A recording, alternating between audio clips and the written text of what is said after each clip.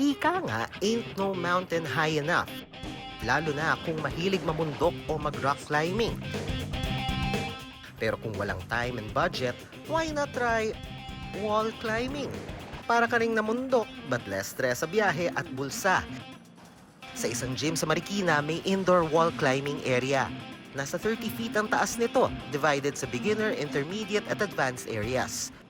Kahit may problema sila, pag nakakaakit sila, parang yun daw, nakakatanggal daw. Paanong nakakatanggal ng stress ang nakakalulang pader na yan na mukhang maling tapak lang laglag ka?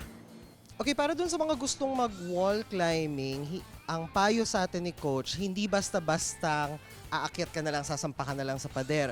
Meron tayong kailangan gawing mga warm-up para makondisyon muna yung katawan natin bago tayo dumiretso dito sa wall climbing. So Coach, ano ba yung mga warm-up na dapat? Yes, that's right.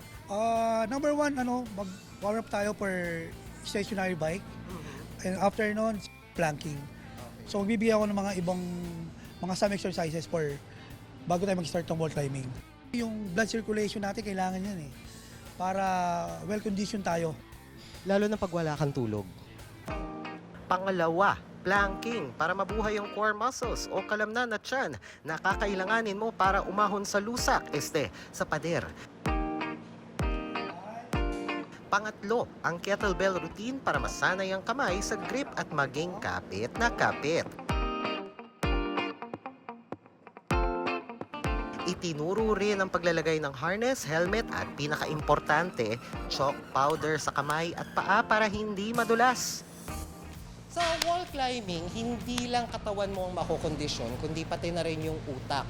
Paano ba naman hindi? Kung titingnan mo itong mga bato na to, na iba-iba yung hugis, yung iba masyadong maliit, yung iba-iba pa yung korte, kailangan mong gamitan ng estratehiya kung paano ka makakaapak dyan at makakaakyat ng hindi nahuhulog ng wala sa oras.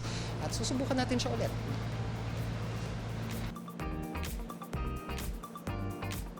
Dito kahit payat ka o mataba ka, basta kaya ng core mo na makakayat ka.